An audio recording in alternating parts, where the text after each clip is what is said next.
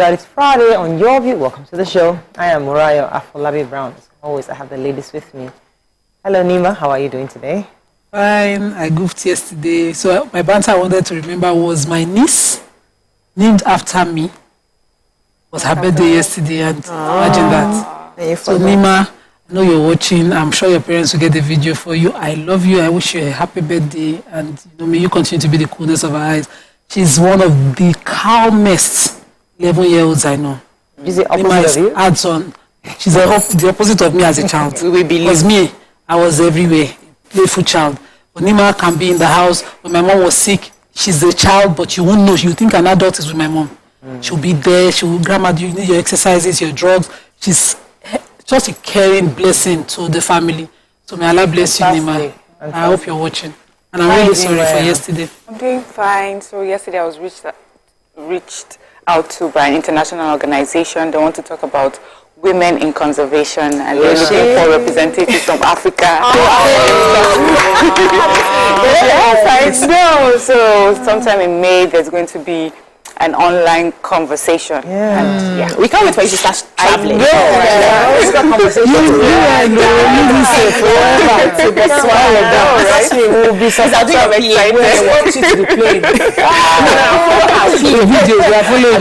That's fantastic. Well done. Well done. How are you doing? I'm doing amazing. I'm really enjoying this hair. I don't want to comb it out for a bit. It suits you. Thank you. I'll try. It's a lot of work, but I'll try. And I'm not trying because of Wike and Nima. No. I'm not trying food from my mouth. I'm a businesswoman. I sell hairs and I will keep selling hairs. I have wigs. I'll still wear wigs. But from time to time, I love my natural hair. But my father's birthday is tomorrow. Happy birthday, sir. Birthday, daddy. Yeah. Oh, yeah. It's going to be, I think, 72 now. Yes, I think so. Yeah. And I just want to wish him a happy birthday. Thank you for being the daddy that you are. God bless you and keep you. And this weekend, I think I'll just do a product photo shoot. You're wearing one of our very first designs. Where did you get this one from? I thought you threw it away. Of course not. I still have them. I have clothes in the house. I'm just tired. I need to really wear them. Check. Yeah, I usually give out in December. I've given out a whole lot. But now I'm just... Our very first collection. I don't have that anymore. Yeah, you should make more of this. Because I know I have fabric. Close to this. Yeah, good. How are you doing? I'm doing very well. Yeah, picking up my books today. Yes! Becoming? It's not becoming, no. It's just one of the titles. Yeah. Becoming the queen of something. Becoming. I'll bring it. So you can TV, something later. Talk show on Monday. I'll bring it on Monday, so you guys can see. We'll do a proper book launch. Somewhere towards the end of March. And make it very small, exclusive. I don't want to get very few people. With all your Lagos family members. I don't understand how you want to do it. Because we want to save in our Bugweru for the main party. It's not like they have a book launch and some people don't say. That's the family member did actually call me. And she didn't call me. So make sure you Then we got a break. When we come back, we go to the front pages of the papers. Stay with us. We'll be right back.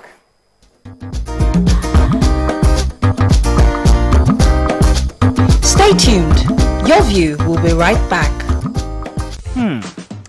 So, have you ever wondered what happens behind the curtains of a man's mind? Or perhaps you're one of those who wonder what men talk about when they gather. Well, here goes. Imagine what it takes to put together the perfect cocktail. Or maybe mocktail. We need a bit of sports, a sprinkling of current affairs, some very deep topical issues, and last but not the least, a healthy dose of grumbling of those we love to hate.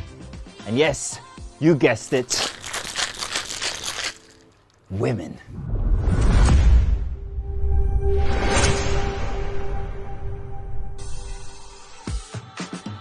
So, if you catch the drift, then you're onto something.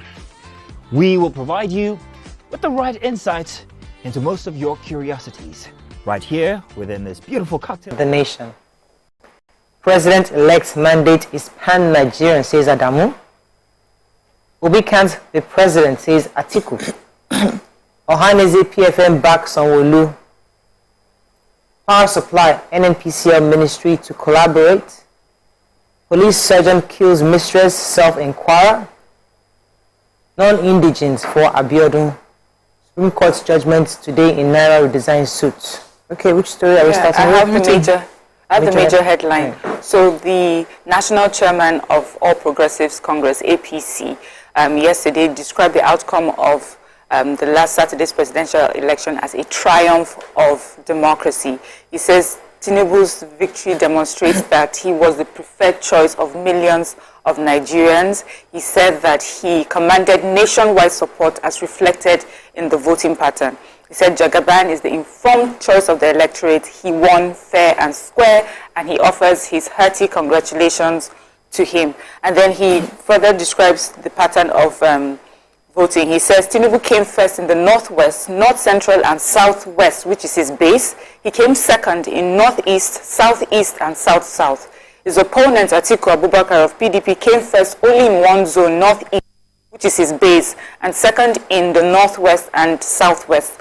And Labour Party Peter Obi came first in two zones, southeast his base, south-south, and then second in north-central. And of course, Kwankwaso came third in the northwest. So he just says that for him, he sees that this is someone that has a wide reach across Nigeria. And then we also have the United States and United Kingdom congratulated the president-elect on his victory, and also call for a peaceful resolution of post-election issues, and also urges parties to refrain from violence and seek legal redress if dissatisfied. Okay, so I want to take the president inaugurating the Maiduguri Emergency Power Project, and this power gas plant that was built by the NNPC and is supposed to supply 50 megawatts of power or electricity to Maiduguri and the environment cities around Maiduguri. At that launch, or what will I say, opening or cutting of the ribbon or whatever happened there yesterday, President asked that the Nigerian Bulk Electricity Trading PLC, the Transmission Company of Nigeria, the Nigerian Electricity Regulatory Commission, and other power and discos and other power generation companies collaborate with the NNPC going forward. That, you know, what the NNPC was able to achieve is phenomenal, and that, you know, they can also continue this kind of collaboration where power generation plants are built using funds provided by NNPC across the country. He also counted this as part of his the success of his administration while in office, and encouraged that this is done. I commend them, and I also hope that, you know, the discourse will be looking into how to raise funds to reinvest in infrastructure for their distribution. So the PDP candidate Atiku Abubakar yesterday was saying that he was going to also contest the results of the elections in court. He was also saying that Peter Obi could never be president because he did not have enough votes to have the reach to become president. According to him, Peter Obi got 6.1 million votes, 1.9 of which came from the southeast, and he didn't have enough national spread to have the results. That if he were just patient enough not to leave PDP, maybe perhaps he could have been his running mate, and then that actually Peter Obi took most of his votes across the southeast and south side areas, that said the elections are therefore flawed because of the irregularities, and has going to take the case to court, and they're hoping to get justice in courts. Okay, so a teenager, Emmanuel David, was on Tuesday night killed after fire broke out on one of the apartments inside the police barracks at Falomo, Ikoyi. They said the deceased is the son of the Assistant Superintendent of Police, God's Power David, attached to the Bar Beach Division of the Lagos Police Command, and was discovered by rescuers at their room 24, Block 1 residence. At the time of this report, they said the cause of the fire outbreak was yet to be ascertained, and according to the story, they said he was asleep when this fire broke out. So they said the fire broke out about 9 p.m. and then they rushed to call firefighters, and by the time they got there, while they were evacuating people, they just found that the boy had already been burnt and is dead. So he's been taken to the morgue for an autopsy to ascertain what exactly happened. Okay, moving on to the Punch. Atiku Obi refused to concede defeat, begin legal battle. Autopsy confirms Christian people electrocuted, says Lagos mother. Fire dumps PDP, says Ayub misleading Atiku. Yakasai differs as Ezekiel falls Tinubu's emergence. And bank customers borrow 947 billion naira amid cash crunch. Okay, which story are we starting with? So the deposit money banks, which is our regular banks, said they offered 130,854 new credits valued at 947.46 billion to their customers in December 2022, according to a document by the Monetary Policy Committee of the Central Bank of Nigeria. They said that the industry asset rose by 14.36 trillion, while industry credit rose by 5.14 trillion in 2022. And there's a lot of data here on how it's been rising gradually. They said there was an increase in the maximum lending rate from 28.14% to 29.13%, that even in the midst of this cash crunch and the CBN's new policy for Naira redesign, the money banks were still, giving credit loans to a lot of customers. Okay. So I wanted to quickly take the Whitney's story. So the Chrisland people that, was reported to have died at an transport, the autopsy has come out. According to the parents in this Punch report, they were told by the Deputy Commissioner of Police in Kwanti that she died by being hit with 600 volts of electricity. And that, that led to her death. But the police public relations officer, Benjamin, they denied. He said that they have not authenticated that report yet, because the report for the autopsy had not come out. And then again, the spokesperson for the Director of Public Affairs, Ministry of Justice in Lagos, Alo Grace, says that the postmortem report is correct and that she died of asphyxia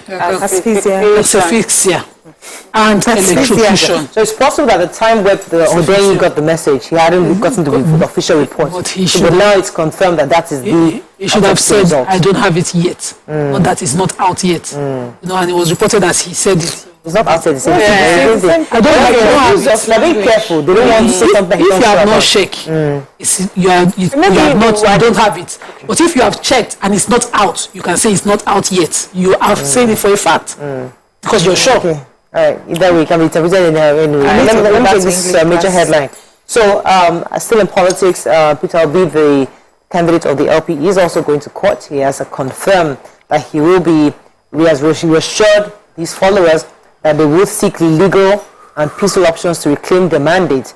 However, the PCC Campaign Council, Bayo Nanuga, was saying yesterday that they are happy that going to court is part of the electoral process.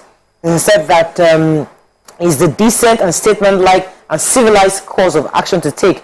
We salute his decision. It is definitely better than calling supporters to the streets and instigate social unrest. So we're happy that on both sides, that everybody has accepted that it's okay to go to court, and that's where they're heading.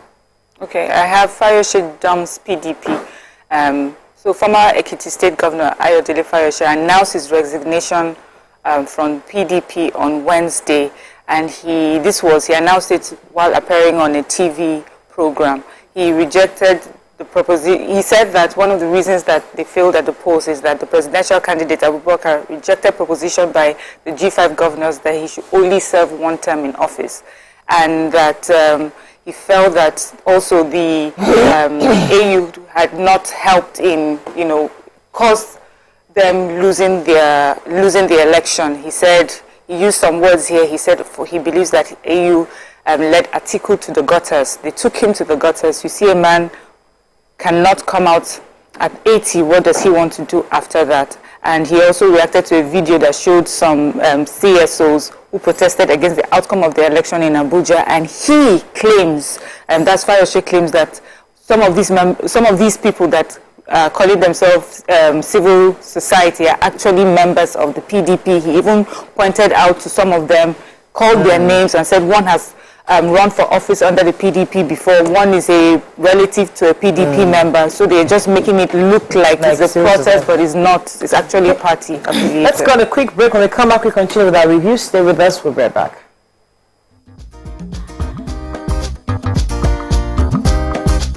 Stay tuned.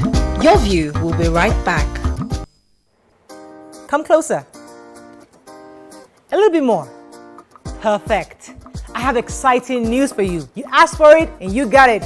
Your favorite breakfast show, Your View, will be going to 2 hours. We're going to have in-depth analysis of the newspaper review, and more conversations on the hot topics. The ladies of Your View and I will be stirring up our guests to get in depth into all the various topics, and you, our viewers, will have the opportunity to call in and share your views. After all, it's your view. Join us on Your View, 9 a.m. to 11 a.m. for a fantastic conversation. Don't miss it.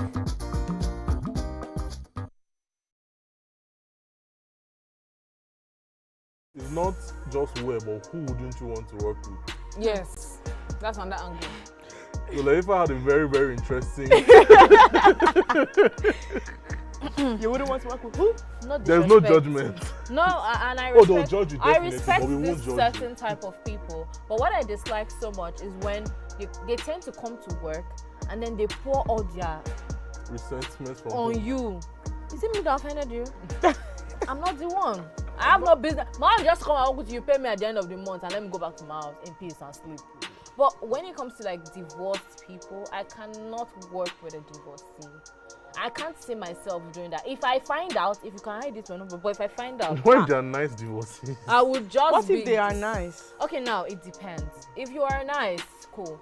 But if you are the type that you don't know how to keep your anger to yourself, you always pour it on somebody. Well, I'll not drop my resignation letter, no matter the amount you are paying me. so it's more passive-aggressive people. Yeah, I can't do it. I'm so sorry.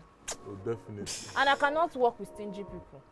See this one. Because you cannot be passing me in the morning, afternoon. I can say, oh, yeah, working. Oh, yeah, take 100 naira, take 10K, take 15K. You don't have to be my sugar daddy or sugar mommy. See, the way you treat others is the way they will treat you outside. Yeah. And if you cannot treat your workers well, they are not a good boss. If you cannot be dashing me small thing or giving me donuts when I'm working, you are not a good boss.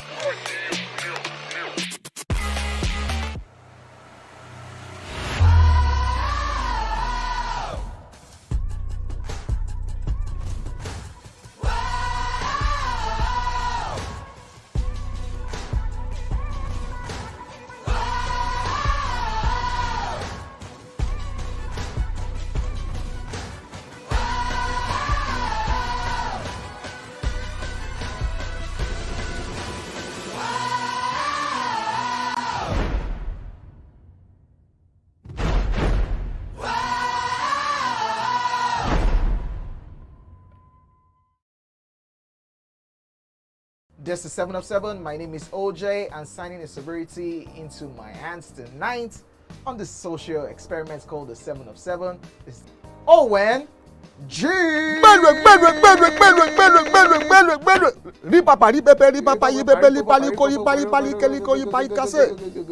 is the name, or what was the name?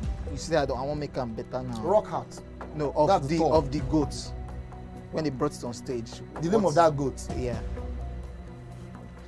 We should go there. No, that one easy now. I'm just drinking this so that I can ask him my own questions. It's not because of Buga. He didn't get it. You know. Okay. Mention 10 female stand-up comedians in Nigeria. See, just mention their stage name. If you annoy me, you will mention their real names and the year they started. And if you annoy me further, you mention the names of their husbands and the names of their children. Try me now. Okay, mention their name. No, let's just. No, wait. No, don't. No. Name, real name, stage name, husband name, children name. 10 of them. Even the 10. That's a lot.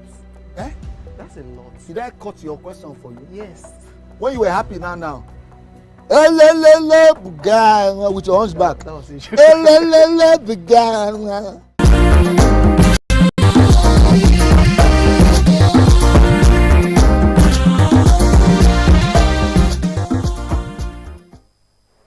Thanks for staying with us. We're still moving on with the paper review. Daily Sun.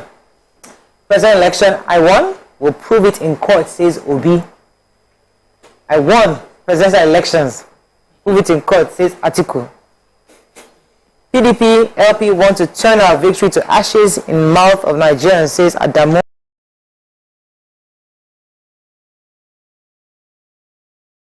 APC chairman. Police officer shoots mistress dead in Ilorin and kills himself. PFM backs Sanwo-Olu for second term. Wike instrumental to Tinubu's victory in Rivers, says APC. Okay, which story starting with? I have a human interest story. So a police officer identified as Sergeant Olalere Michael, attached to the 15 PMF Ilorin, yesterday, March 2nd, has reportedly shot and killed a yet-to-be-identified lady at the Chapel of Redemption Akbar Dam housing estate in Ilorin.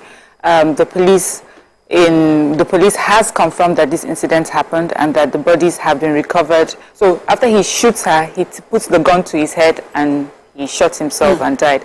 The bodies have been recovered by the police, and they said that, first of all, they want people to know that it has nothing to do with police brutality, that is a case of love gone sour, and that they are investigating what led up to it. But the investigation has started immediately.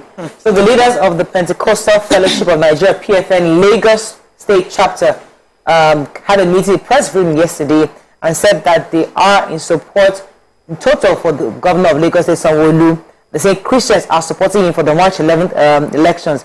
The Apostle Enyinaya Okonu, that's the chairman, and the Pastor Mahmood Akindejoye, secretary, Bishop Dr. Theophilus Ajose, and others at the PFN were saying yesterday that they need to present a common front towards the March 11th elections, saying that the church in Lagos State asked for Christians across the state to vote in Governor Sanwo-Olu, and because he has done well in the last 4 years and he deserves another 4 years. Okay, so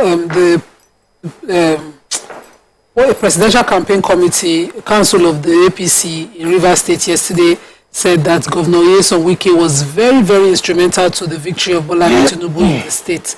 And the chairman of the local organizing committee and independent campaign council of the APC in Rivers State, Tony Okocha, said, without the governor's effort, they couldn't have gotten 25% votes to gain the constitutional requirements that was required, and that because of what Governor Wike had done, he took us down history lane to 2015-2019 elections, and our APC fed in Rivers State, and said it was only possible to have gotten it different this time because of the governor's stance, standing with them.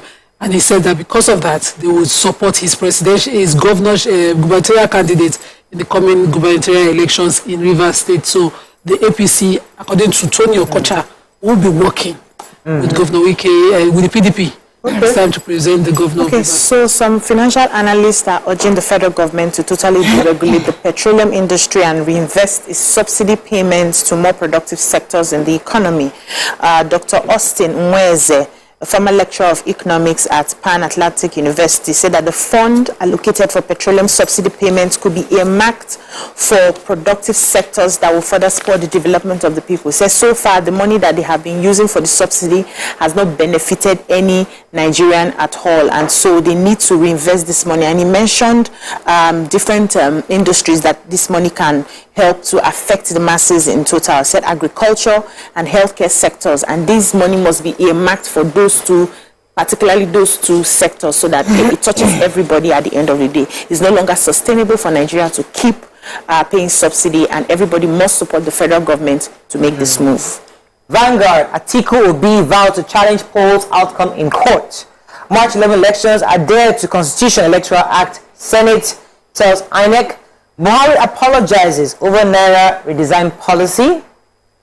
We are not at war with Yoruba, says Lagos Ohanes Ndigbo. PFM backs Sanwo-Olu for second term. United States congratulates Tinubu, calls for calm. And Christian school, Whitney Adeniran, died of asphyxia electrocution, says Lagos State government. Presidential polls seek legal redress, UN tells LP and PDPA. Okay, which story are we starting with? I have a human interest story here quickly. So an Akwa Ibom State High Court in Uyo has sentenced a 45-year-old civil servant, Uduak Edet, to 14 years in prison for the rape of his daughter, his 14-year-old daughter. So they said this happened in, he's a native of Ikotekwene village in a Biono Ibom local government area of the state, and he was tried on a 2-count charge of rape punishable under section 367 and assault occasioning harm. and all those details. So it said this happened July 2018 and October 2019, and he repeatedly raped his daughter, I think about 5 times on different occasions. And so he's been sentenced to, one of the reasons I'm taking this case is people need to understand that if you're caught, you will be sentenced and you will pay your penance for. We took one yesterday that raped his daughter again, or stepdaughter.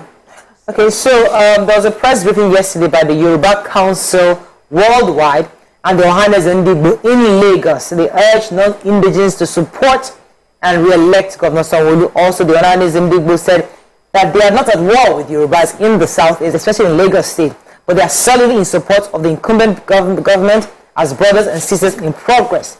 Says that information flying around, it is imperative for this joint leadership of the Lagos State leaders of thought led by the Yoruba Council and the Ndigbo to have a committed front to say that every dose of Igbo extraction and obedience supporters to support the re-election of Governor Sanwo-Olu for second term. Any other story in Vanguard? Let's move on now to the Nigerian Tribune. February 22nd, poll rape of democracy will be challenged in court, says Atiku. Aftermath of poll, I will challenge this rascality for future of Nigeria, says Obi. Police arrest 16 suspected ritualists with 10 human skulls in Oyo. Christians back Sanwo-Olu for second term. Christian Whitney Adeniran died of electrocution, says Lagos State government. Now redesign policy, Supreme Court to deliver judgment today. And US to INEC address concerns ahead of March 11 polls. Okay, please, who has an area redesign in courts? I have it. Please, so today, the Supreme Court will sit, and they insisted on hearing all sides, which was done at the last sitting, and they adjourned for judgment today. So today, we'll have a final stance on email, and it will be favorable. Because I skipped the story in the Vanguard where the president, while campaigning for the APC gubernatorial candidate in Kaduna, apologized for the scarcity of censorship. You didn't say apologize. To all Nigerians, people. All Nigerians, especially the people of Kaduna, after seeing how woefully they performed, saying that now he's now feeling how it's affecting the common man and that he's pleading with them. Imagine, everybody didn't feel it before. The votes explain to them that you don't show. That's all we can take on the paper review. When we come back, move on to our hot topic of the day. Stay with us. We'll be right back.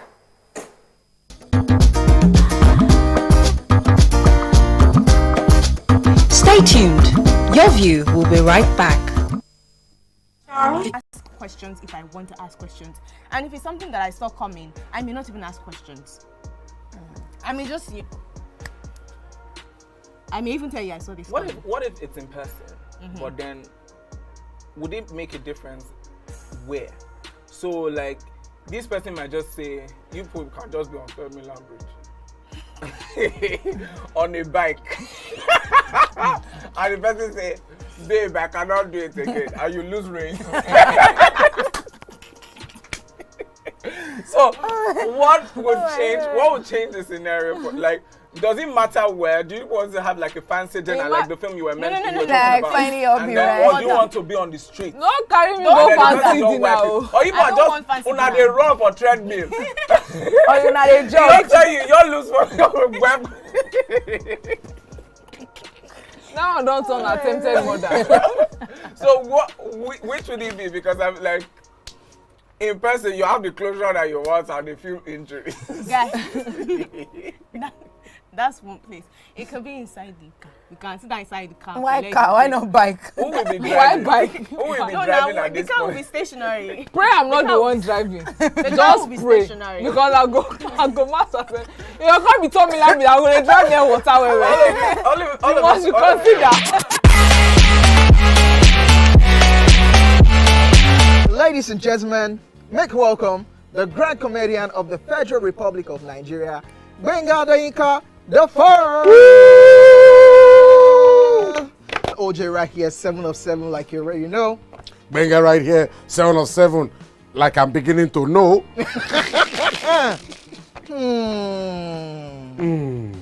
It's now time for the question. You don't scare me one bit. Bata, I go drink. So. Okay. So now one chance for enter. My first question. Do you remember the names of the winners of that edition of StarQuest? Of course I do. Why do you? And I hate myself for this, because I have this question for you. Final question. No.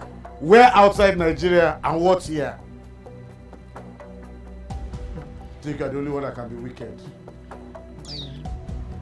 I am thinking, because I know back in the day. Don't think. Answer my question quick. You are thinking too much. I don't like it. The UK. Final answer. Okay.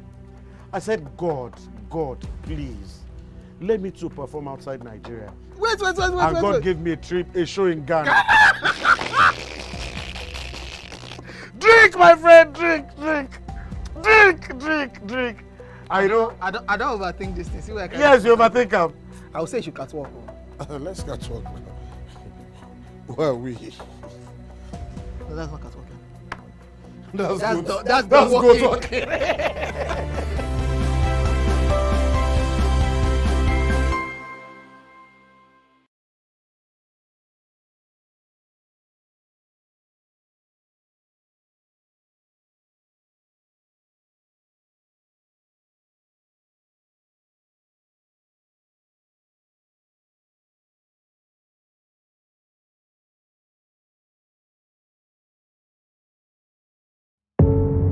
Doubt and fear doesn't occur at the canvas, it shows in the canvas.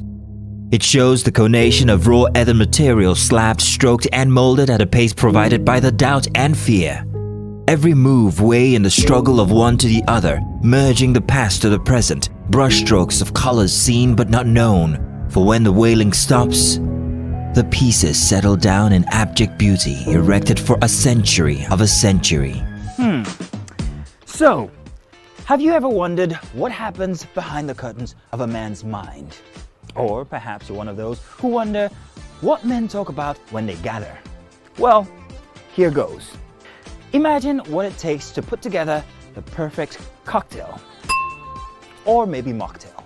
We need a bit of sports, a sprinkling of current affairs, some very deep topical issues, and last but not the least, a healthy dose of grumbling of those we love to hate. And yes, you guessed it, women.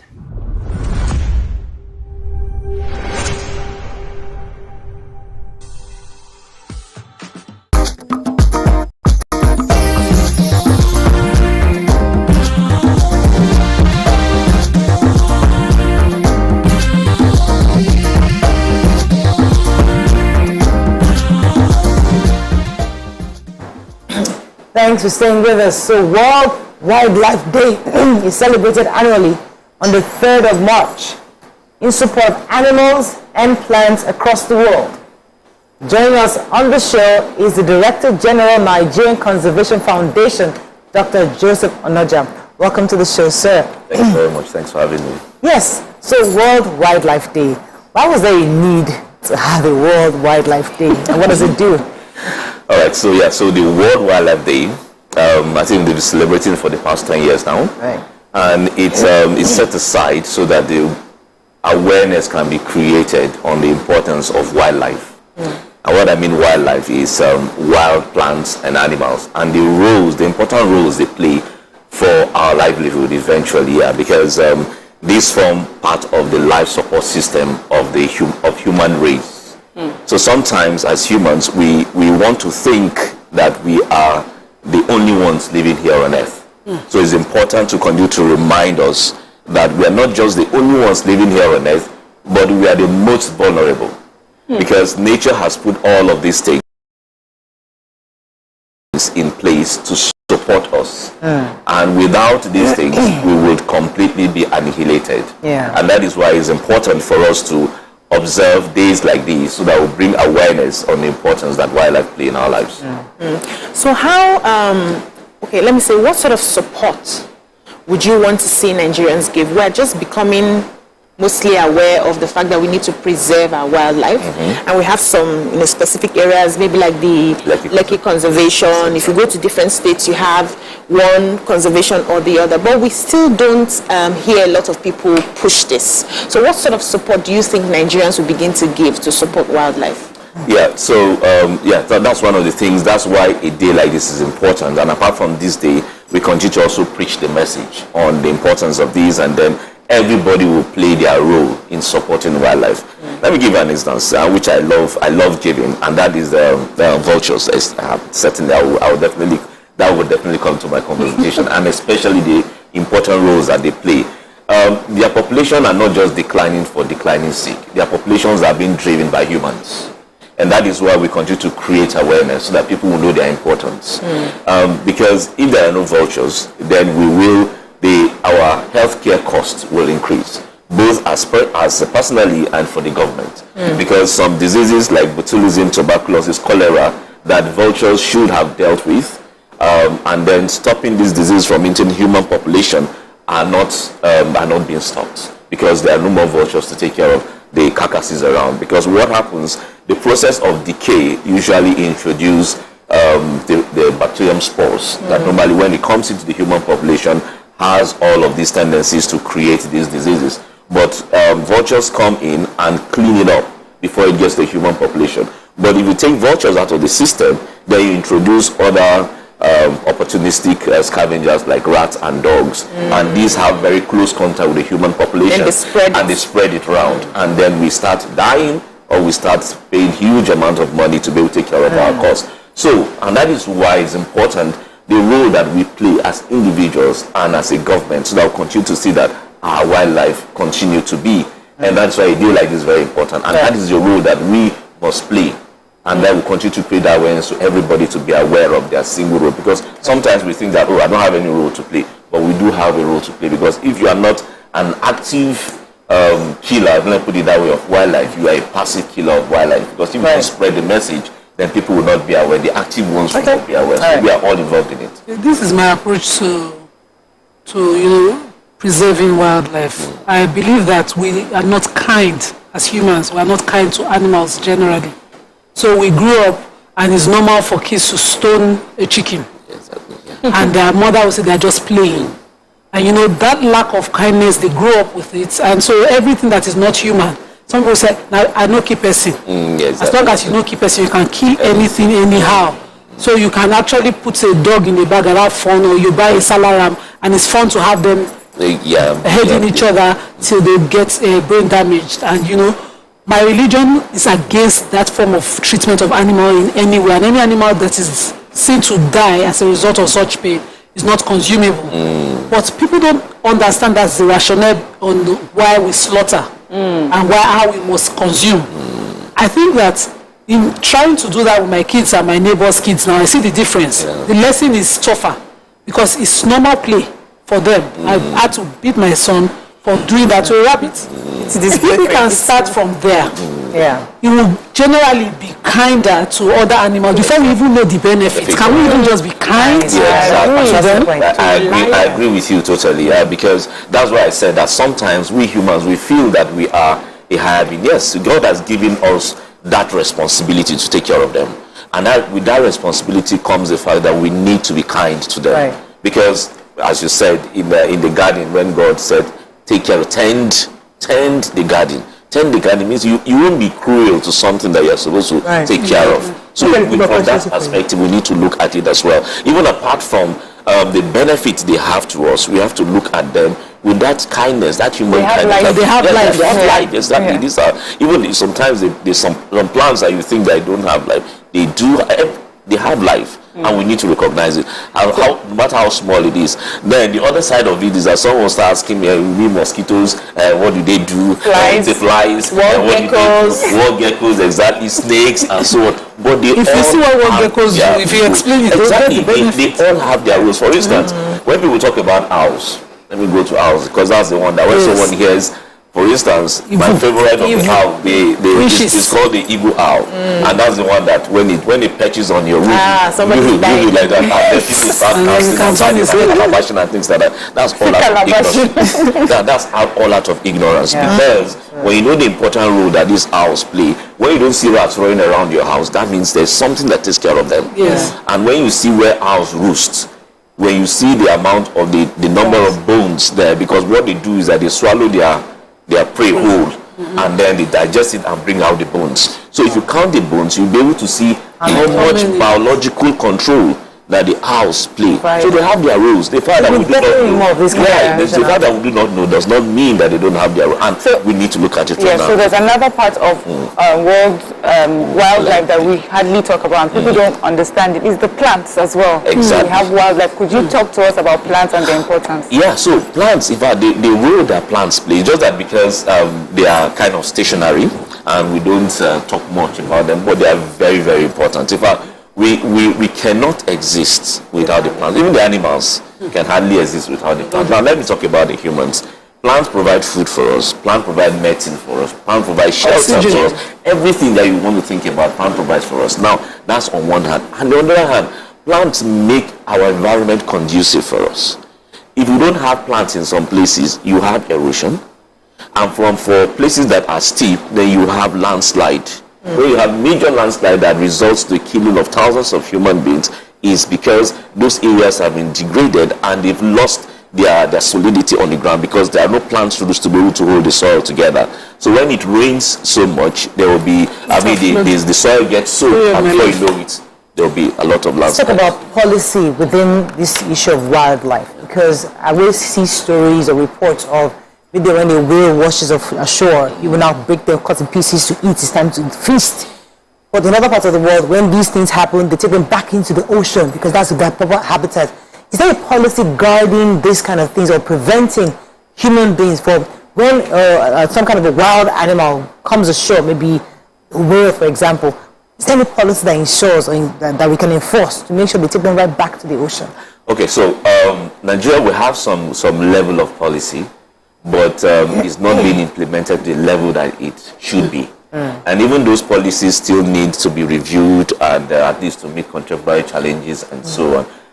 Currently, at least just 2-3 weeks ago, it was it passed the first reading, and the Wildlife Protection Act I just passed the first reading and so on. That's a revised version of the Endangered Species Act, which we believe will be able to have more empower the law enforcement agents to be able to do their work more, better. But even with that, it calls also with awareness, because once a whale beaches in the Nigerian coastline, from what we've seen, is just everybody bring out their machetes, sometimes even with their chainsaw and things like that, to go into the fray and start cutting the meat. Sometimes you don't even know what made the animal. You don't know what disease it is carrying and so on. But because of some people just attribute it to hunger, poverty, and so on. No, it's not poverty, it's poverty of the mind. Because once we are aware that, these things are supposed to be helped back into the ocean, then we will do that. But also, the policy is not as strong as it should be, because there are rules and there are laws that protects these animals, even in Nigeria, that are not being implemented, that should be implemented as much as possible. Okay, we have to wrap up on this, but I think you've been able to send the message. It's World Wildlife Day, and congratulations to the National Conservation Center. You've done quite a bit of work. The work you do with Mariam. Mariam is now a vulture advocate. Now she's getting international recognition, so we're so proud of the work she's doing. Thank you very much. We'll continue to support you the best we can. All right, thank you very much. Let's go on a break. When we come back, we'll move to other topics. Stay with us. We'll be right back.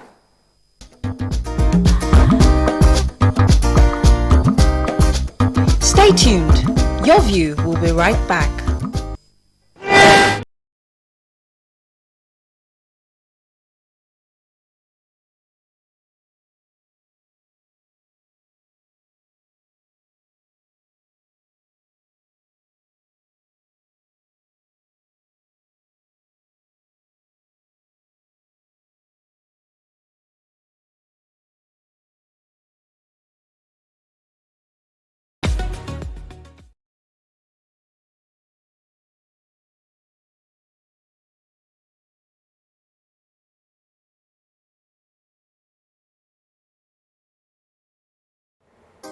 Come closer.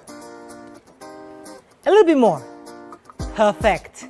I have exciting news for you. You asked for it and you got it. Your favorite breakfast show, Your View, will be going to 2 hours. We're going to have in-depth analysis of the newspaper review and more conversations on the hot topics. The ladies of Your View and I will be stirring up our guests to get in-depth into all the various topics, and you, our viewers, will have the opportunity to call in and share your views. After all, it's Your View. Join us on Your View, 9 a.m. to 11 a.m. for a fantastic conversation. Don't miss it.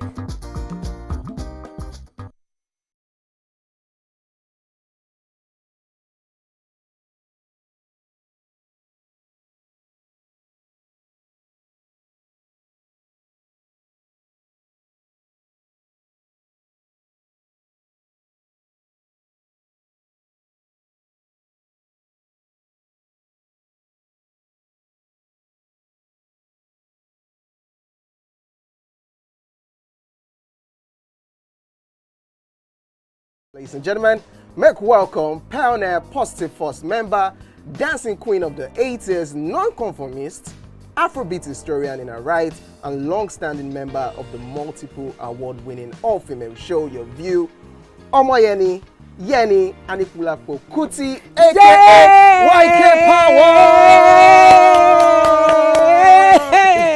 Power! Ginger! Take it. Today we'll go here. Hey, I don't read you. Are you sure? I'm not here to answer questions, I'm here to drink. We're in trouble today. Wait till your age. I was close now. I said 1975. He said 73. He said 75. Fellas wasn't even born till 75. So will I drink half? You go drink. Take. Make I help you. Russian. No be half. Which half? You will make me drink. I'll give you a hint. Lights in no.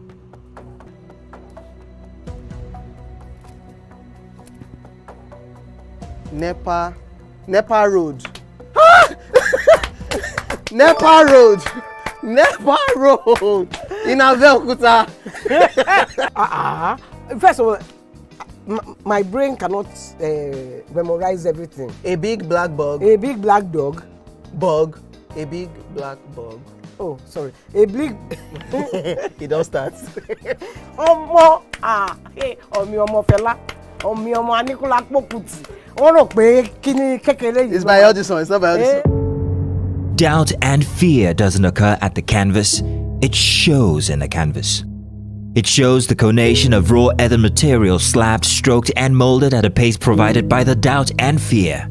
Every move way in the struggle of one to the other, merging the past to the present, brushstrokes of colors seen but not known.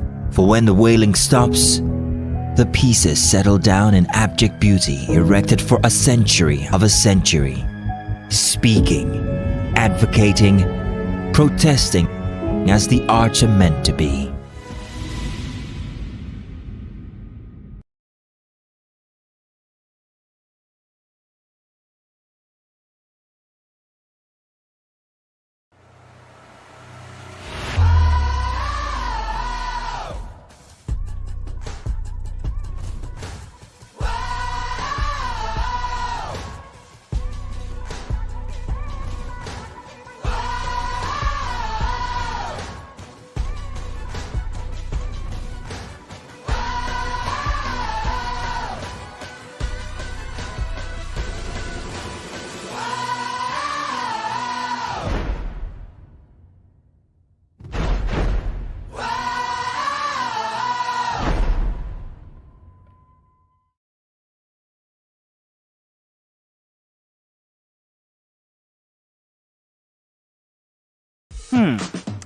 So, have you ever wondered what happens behind the curtains of a man's mind? Or perhaps you're one of those who want...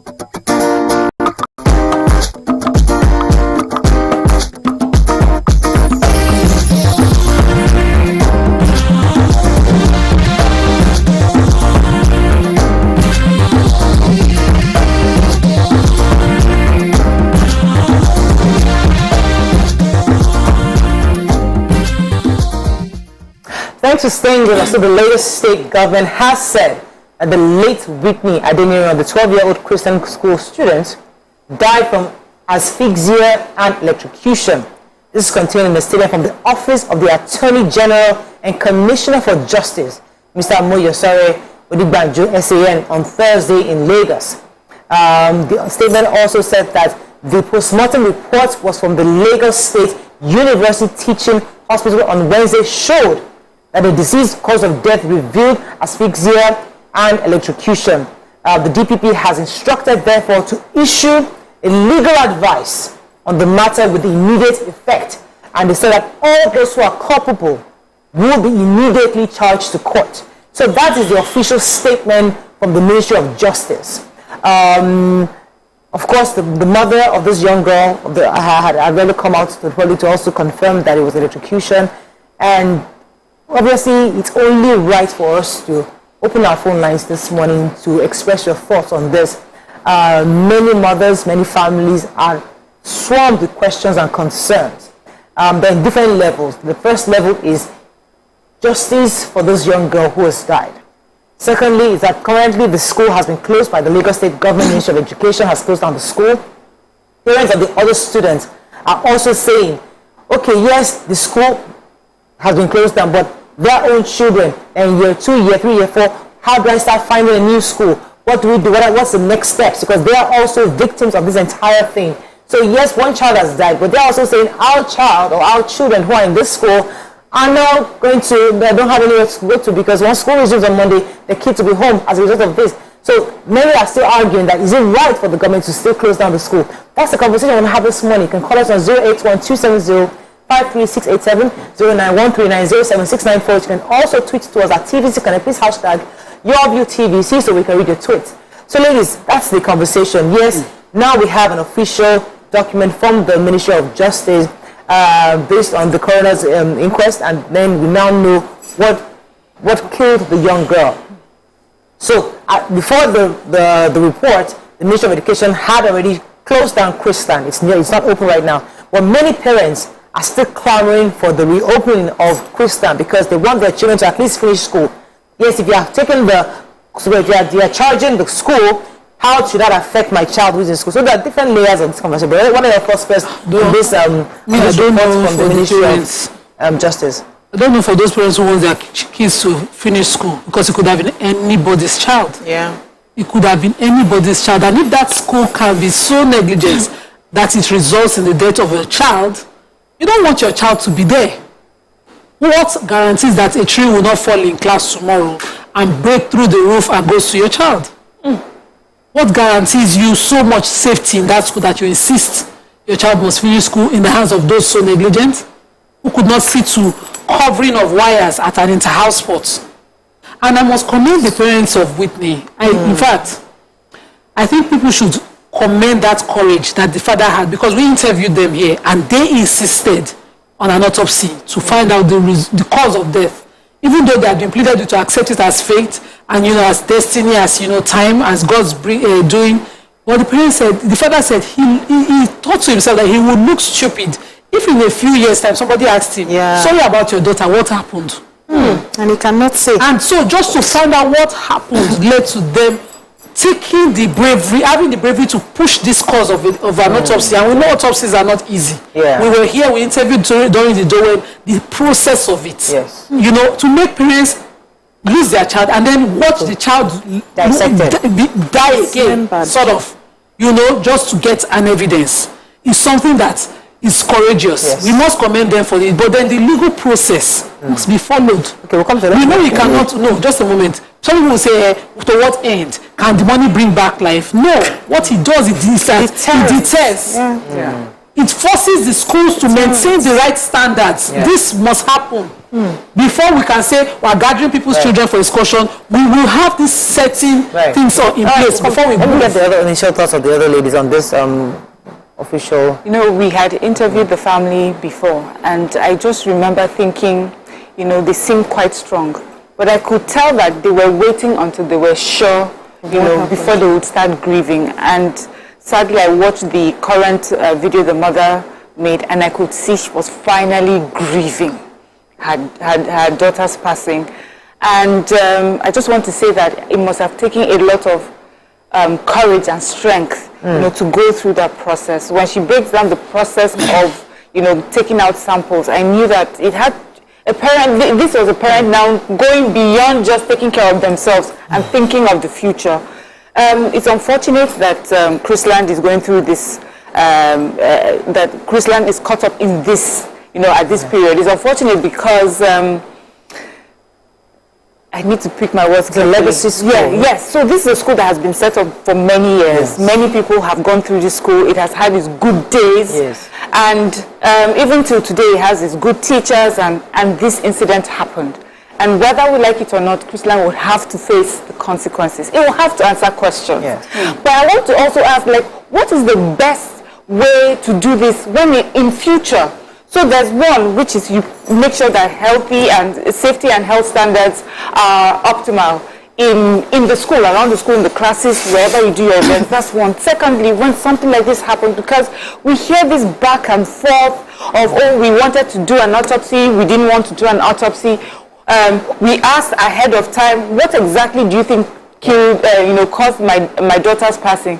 Is it best for the school to just say, this is what it was? Because of the story of, maybe the school was aware, even children were aware of what happened to Whitney, but the school was reluctant to say it until they went through this process. Would the best way be, this is what has happened, and this is what it is, and a parent is able to grieve immediately then and move on? Or does a situation like this always require that we go through that painstaking, heartbreaking process of autopsy? I know that this is just a truly sad situation, and may Whitney's so finally rest. Find rest, yeah. This is your thoughts on this? Is just so painful. Painful because when this happened, there were speculations that the way the tongue was dark, it could have been electrocution, and they said no, it didn't happen that way.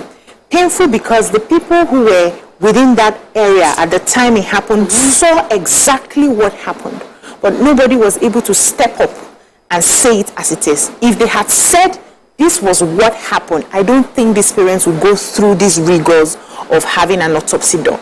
It would have saved a lot of things. Okay, this is what happened, these are the measures we took. And this also is an eye-opener for most schools to always make sure there's something they call, when you have a new child, they will tell you there's a way you have to sort of protect your homes. Your sharp-edged chairs will be covered, you use rocks, you have children who are coming to do inter-house sports. As little as covering up the wires before you put them under the rug. It's just simple mathematics and simple your ability to take out safety measures for the students. Now, parents and children or schools, we know that if anything goes wrong, as long as these children are in our care, we will be held responsible, and it will help them to prepare better. You cannot have a school as big as that, have inter-house sports, there's no ambulance, there's no proper medical care or kit waiting somewhere.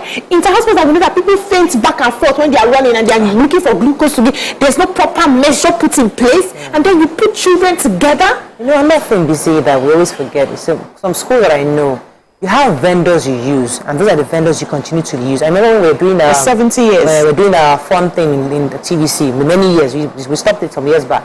But we were so used to using the same vendors. And because the reason why you use the same vendors because they know you, they know they're talking to children. For example, a DJ knows, okay, this is my client. I play this kind of songs. These are the kind of things you train the vendors. So year in, year out, every inter-house, but they know the rules and regulations. Everybody knows where they stay, and they're not new people where they can carry live wires everywhere. They already know what the safety measures are across schools. So sometimes it's always safer to have the same people who you train and retrain, and they're train. Yes, because mistakes can happen. Yes. So that's why you have somebody who will monitor. So the thing is, because we are used to these people doing this thing, we assume they know that they can handle it, and they know when it comes to children, you must take extra care to monitor and see and check. So you go around, you check, you go back, you check. There should be teachers that day that are not going to have phone to do any form of stuff. They're just moving around to be checking. It's a lot of work, but we must painstakingly do it the right way. There was a school I went to. I'll come to you, ma'am. The school I went to, private school, and I won't mention the name because I'm not giving them publicity here. But what they did, the trick they did, their parents are extremely involved. Yes. In the house. Like the parents are running. They are part of the house, the colors, they make clothes. So because the parents are so involved, they are also monitoring their children. Yes. So I went there for the house. I was there in the house, and I saw the yellow house, red house. The parents were there dressed. They marched. They did their own dancing, and they were involved. They brought food. In fact, they did the whole nice place, their picture place for their kids. And they want to be separated from the children. Because they are there. They are also the teachers can't do everything. The teachers can all do a bit of monitoring, but the parents are also doing double monitoring also. So everybody's paying attention. No, you're right, but that's what I thought schools do. I mean, all this. My school when I was growing up, my children's school. I mean, you have to do is parents, teachers, whatever. And usually events like this, parents are involved. This outsourcing of vendors can cause issues like that. And also, it's a plus to say that you use the same vendors over and over again. But what happens is that familiarity also brings complacency. You know, we know them. They know what's expected. Even when they don't do the right, they know also the loopholes that are there. That's for vendors coming in and what to do to, you know, sort of avoid being called out. And so. This behavior is not a Christian behavior. This behavior is a Nigerian behavior. This, I've told you people that have been electrocuted at an event before. Maybe because I'm an adult, much older, it did not affect me that way. But I also remember there was an event that I was putting together, and the lady I was talking about some things I wanted her to bring, and she was like, no, I can't touch that. I don't want to be involved in that. No, another vendor was bringing something electrical, and she said, I would sign an undertaking saying I had nothing to do with that. And that was the first time I've seen a Nigerian put herself, you know, she says for her health and safety standards are so important, and if they're bringing this electrical thing, it has to be signed that she did not bring it and has nothing to do with that. And she has seen so many situations like that at Nigerian events where we don't pay attention to things like that, and accidents have happened. And this is a call to all Nigerians. We need to do things better. We need to pay attention to details. We don't do that even in our homes. I was just going through, you know, the house, and I was wondering, my first aid box is almost empty. Me, a parent that talks about, and I have small children in my house. You know, you at your workplace, how many of us even understand what we need to do when an accident happened? We heard that child was doused with water after being electrocuted. Those are the things. Who was there to assist? Where was the ambulance right there? Who are the doctors and the nurses? And even those ones that are there, do they know exactly what to do when an electrocution happens or any other form of accident happens? Let's go on a break. Continue the conversation after the break. Stay with us, Brett. Stay tuned. Your View will be right back. So, have you ever wondered what happens behind the curtains of a man's mind? Or perhaps you're one of those who wonder what men talk about when they gather. Well, here goes. Imagine what it takes to put together the perfect cocktail. Or maybe mocktail. We need a bit of sports, a sprinkling of current affairs,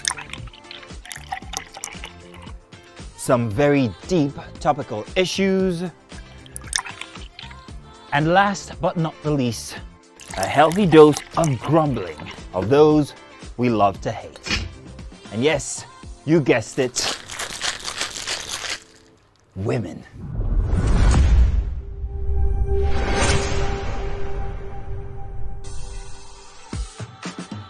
So, if you catch the drift, then you're onto something.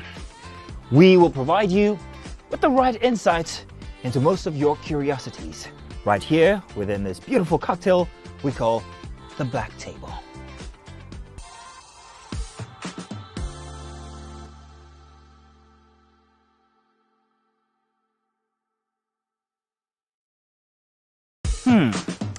So, have you ever wondered what happens behind the curtains of a man's mind?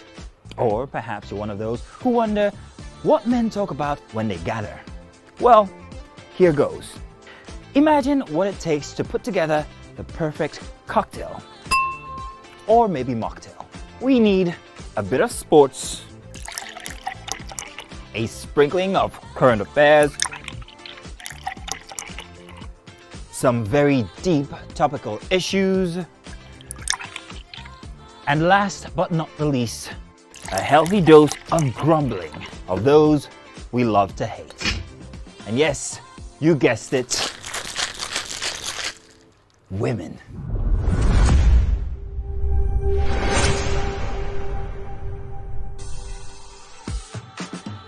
So, if you catch the drift, then you're onto something.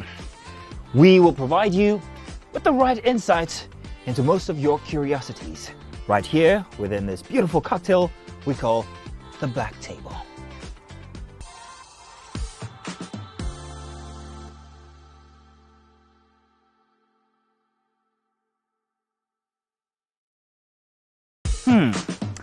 So, have you ever wondered what happens behind the curtains of a man's mind? Or perhaps you're one of those who wonder what men talk about when they gather. Well, here goes. Imagine what it takes to put together the perfect cocktail. Or maybe mocktail. We need a bit of sports, a sprinkling of current affairs, some very deep topical issues, and last but not the least, a healthy dose of grumbling of those we love to hate. And yes, you guessed it, women.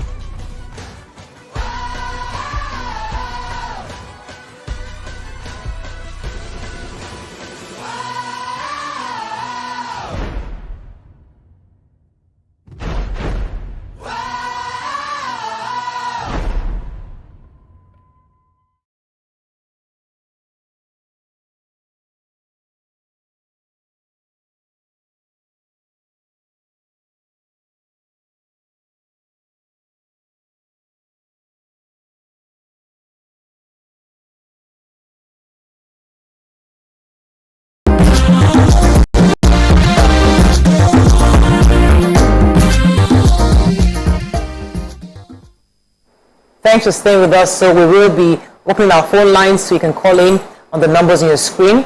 It's important to note that the Commissioner for Education, Mrs. Folashade Adefisayo, has been to the family of witness parents, gone to see them, I think it was yesterday, and she's spoken to them and she's confirmed the receipt of the post-mortem report on the cause of Whitney's death and restated commitment of Governor Babajide Sanwo-Olu that nothing will be spared at ensuring appropriate interrogation of the cause and prosecution of anyone found culpable. She assured the press that the Ministry of Education shares in their grief and will be with the family throughout the journey for justice. So she has been to the house, she's gone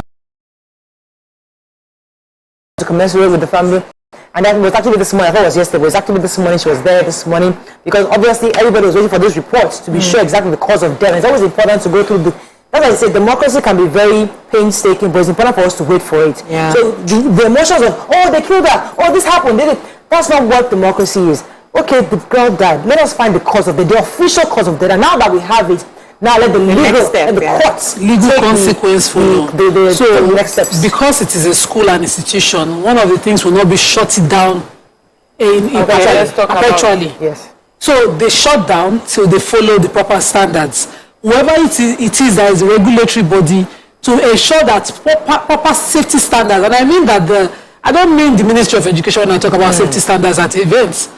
Anybody working not working with the ministry, which ministry covers the fire service within the state, because only they know what can cause the fire, including electricity. Right. And they must be at an event. Can we stop having our event 2 days to the event and just setting up? Because you that you are planning your event, you know when your annual inter-house force comes up. Can your vendors that you already work with know that they should set up 2 weeks before the event? They don't have because you know what I say, it depends on the standard of the event you're planning. It's realistic. Just a minute. It's money. You want to take your call, you can take yourself. But I waited to make this point. I'm coming. No, I want to make this point clearly. I know why I'm making it. You can take your call so we can come back. No, I want you to finish. It's important to finish. 2 weeks, and I'm not joking. Why I say 2 weeks is that if you are changing anything in between, somebody would be able to see what you have set up originally, approve of it. 2 weeks is not too much, it's not unrealistic. And that's the standard when you have kids who will be running around. Reason is because some wires you will put sand over, you will put rub over. Somebody will be able to maintain that even setting up the wires, no matter the length of the stadium, is not something that you can do in 2 days. So you are not cutting corners and doing it shortcut. Okay, the wire no long reach. So it has to be more than even 2 weeks.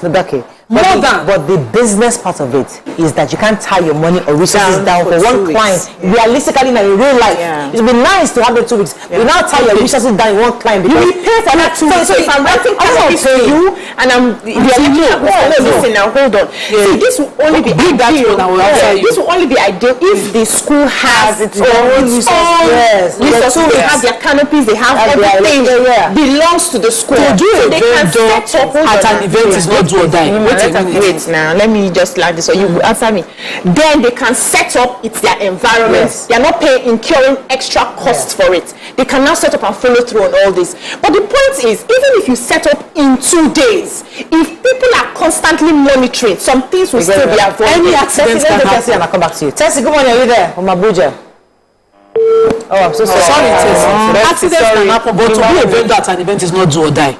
There must be an advantage that is coming to you that make you say you want to come there. If I were Chrisland after this experience, and I tell you 2 weeks come and set up so that I can be sure that you will not bad body, you know, your head will not go and twist. Somebody will kick your wire open and kill a child that's under my care, that I owe that duty of care, and you insist that no, it's because money. You don't have to show.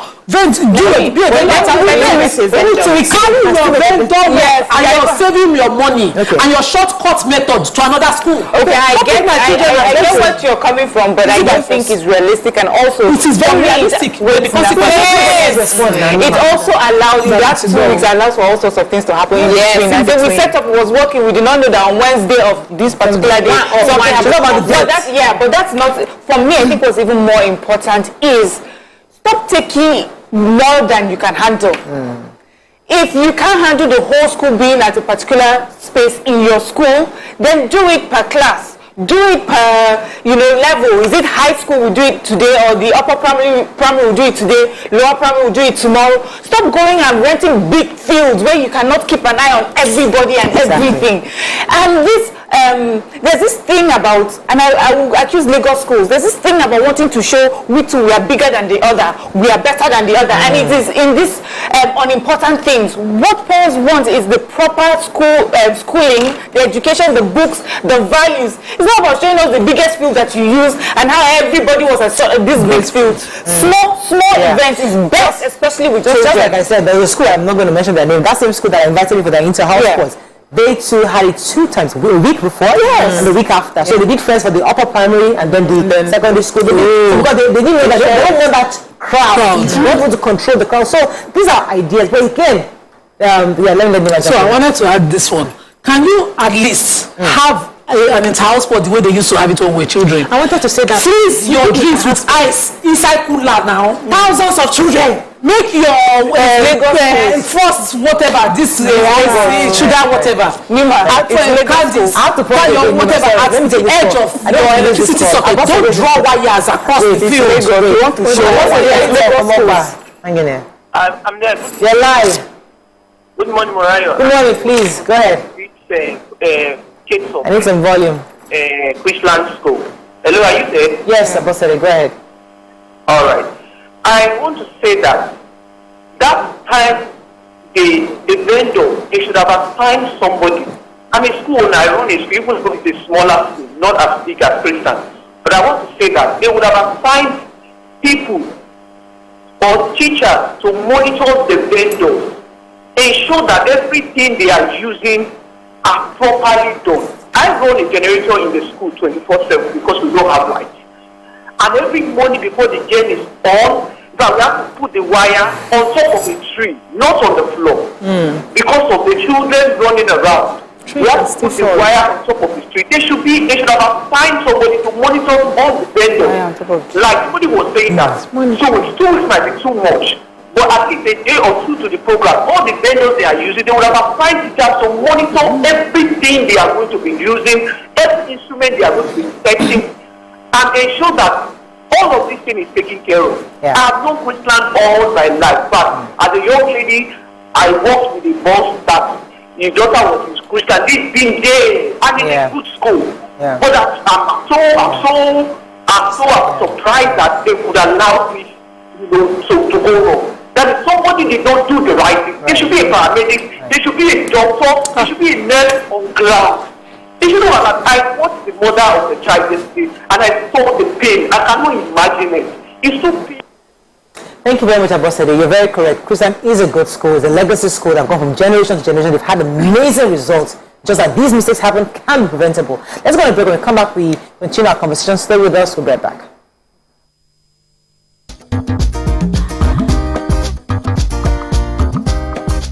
Stay tuned. Your View will be right back.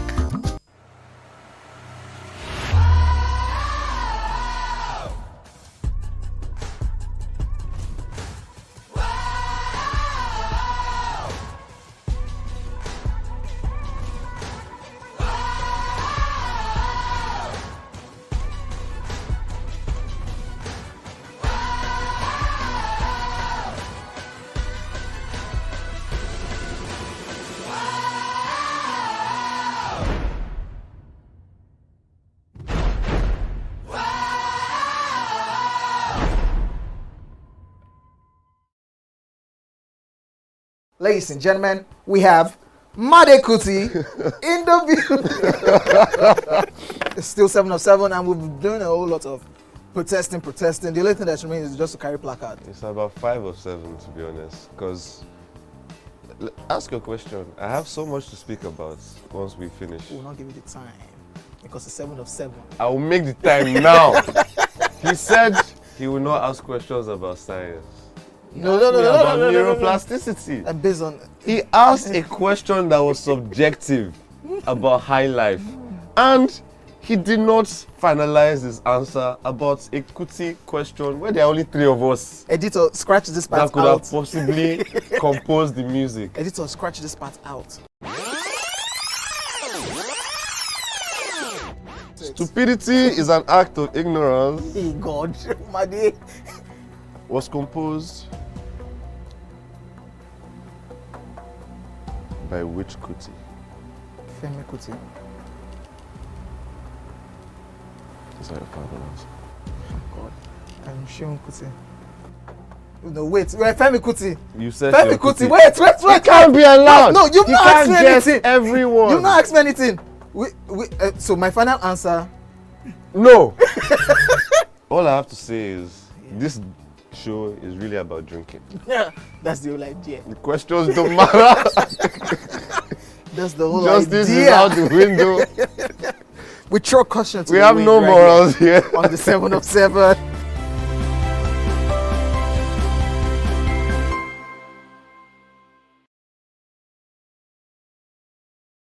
It's not just where, but who wouldn't you want to work with? Yes, that's on that angle.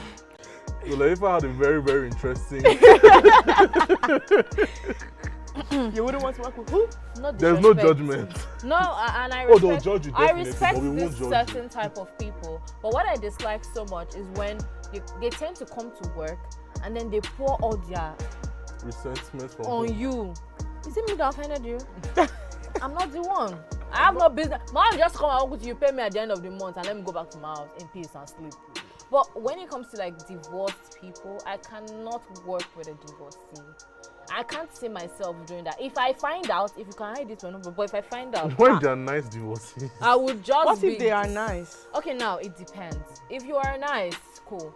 But if you are the type that you don't know how to keep your anger to yourself, you always pour it on somebody. Well, I'll just drop my resignation letter. No matter the amount you're paying me. So it's more passive-aggressive people. Yeah, I can't do it. I'm so sorry. Oh, definitely. And I cannot work with stingy people. See this one. Because you cannot be passing me in the morning, afternoon. I can say, oh, yeah, I'm working. Oh, yeah, take 100 naira. If Take you're 10K. sugar Take daddy 15K. You don't have to be my sugar daddy or sugar mommy. See, the way you treat others is the way they will treat you outside. And if you cannot treat your workers well, they are not a good boss. If you cannot be dashing me small thing or giving me donuts when I'm working, you are not a good boss.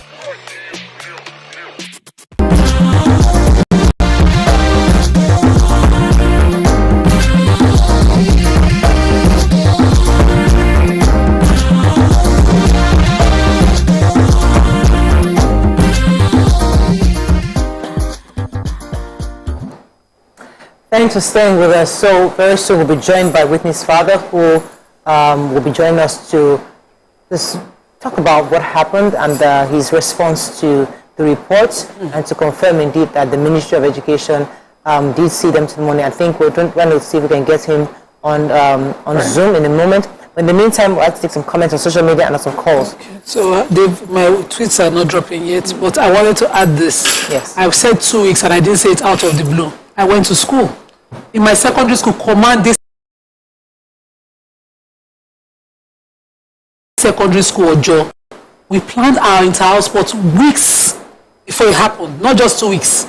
Students also, if anybody went to command this secondary school Ojo between 1991 to 1999, come and call into the show.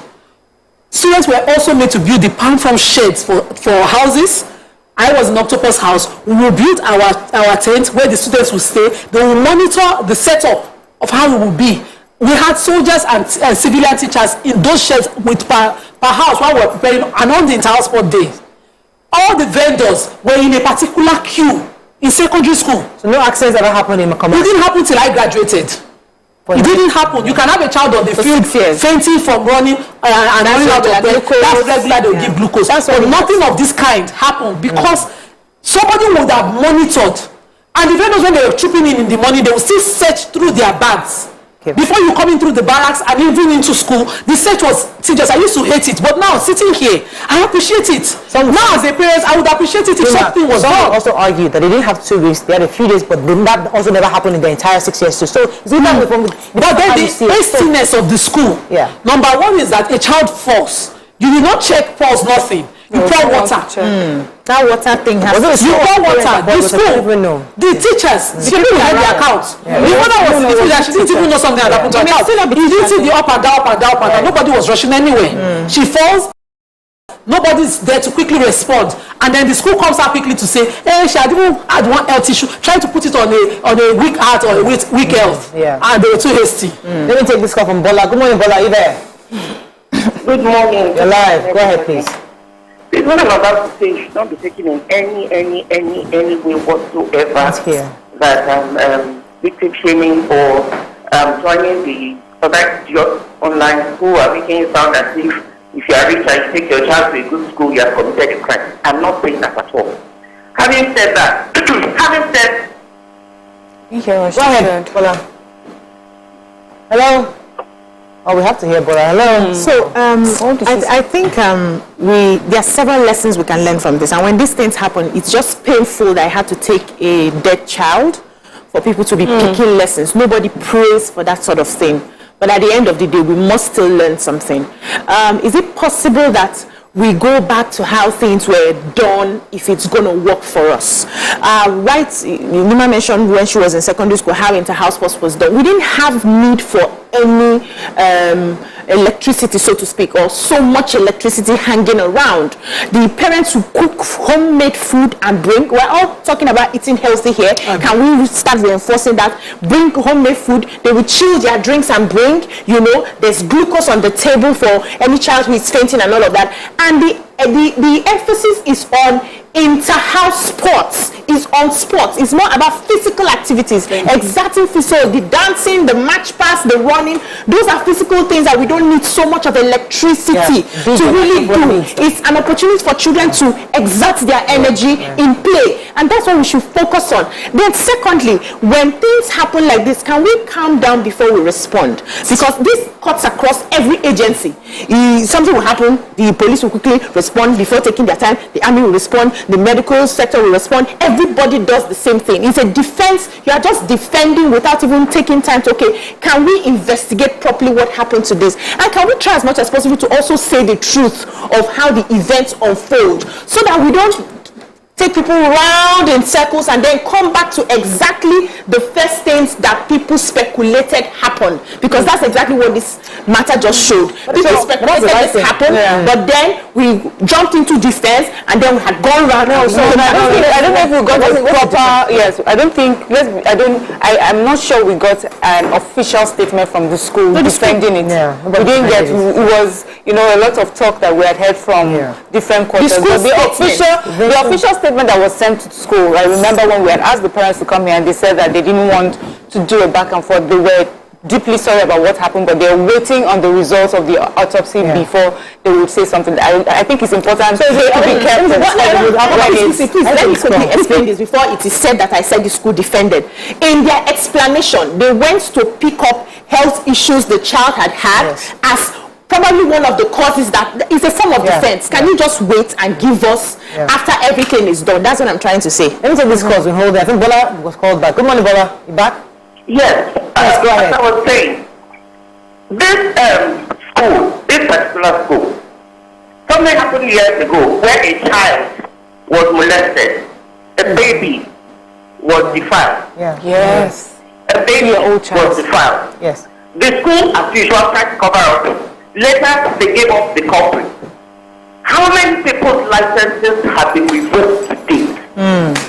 What has been done other than change that single individual? What about the people who rallied behind him at first before they realized they couldn't cover up? The mother cried out to the point that she has to relocate, that today she is outside the country because of the amount of threats and whatever she got. After that, the one that just happened barely a year ago, parents are in that school watching these things, and our Nigerian mentality, you know what happened to me? They keep their children in these schools. I cannot understand. I really cannot understand that. The first one happened. People went online to insult the mother of the girl, of the baby girl that was caught in whatever she was caught in. Now this one has happened. This woman came out to cry because people started to insult her that who knows whether you people are not faking? Who knows whether you people are not doing this or that? That was why she eventually came out. And then before this thing caught momentum. And now that it has been found out that she's electrocuted, we're going to keep the momentum going to make sure that somebody's license is revoked. Somebody is obviously unable to have children in large numbers in their care. Somebody is obviously unable to do that. But of course, we will wait for the next one. And those ones. Okay, those ones too, they are waiting for the next child to die before we start talking about it. God forbid. Thank you very much, brother. So it's important that we always use this show to educate people. And what in this kind of situation, what happened based on what we've discussed so far is that the mother came online to make allegations that my daughter has died, this happened. Government said we're going to wait for the autopsy to know exactly, to confirm the cause of death, to be sure. School said, yes, we also wait. However, we have records, as you said that we're here, this girl was sick before they come and blame us. But however, we're also waiting for investigation. So the right thing to do was not to make any official statement. It's just to wait. Now, we cannot depend on people's outcry within this stadium. Oh, it was this, it was that. We can't do that. Because if we do that, it could be right to be wrong. But in this case, it was right. But sometimes it could have been wrong. So we waited for the official response, for the official autopsy, which we now have. With this, what are the next steps? And I'm told that we'll be having our guests very soon, because the ordinary thing, the most civil thing to do right now is to go to court. Yes. And that could, if you go to court, that can affect the school as a whole. That's a body. So that's another part of this conversation we're yet to talk about, because I know you might touch on this a bit. There are other people in this school whose life has been in this school for years, and the parents are thinking, so what do I do? Where do I find a new school? If you shut us down, if the school is persecuted, are they going to shut down the entire school? Can the school continue to go on? Can they hand over the management of the school to somebody else? What can be done to ensure that children don't suffer? They become extra more. There are several alternatives. So number one, the states can come in and take over the management of the school for now till they put things in place. But that school cannot run as business as usual after this. So there could be criminal consequence for the bodies, people behind the veil of the corporate body of that school.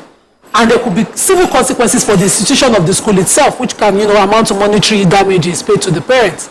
But negligence is civil, largely. And the consequence of it is something that would help establish how things will go forward, whether it concerns Chrisland or any other school, one JLC school somewhere. And And the school, we must be willing to follow that process to the end. Yeah. We must insist on it.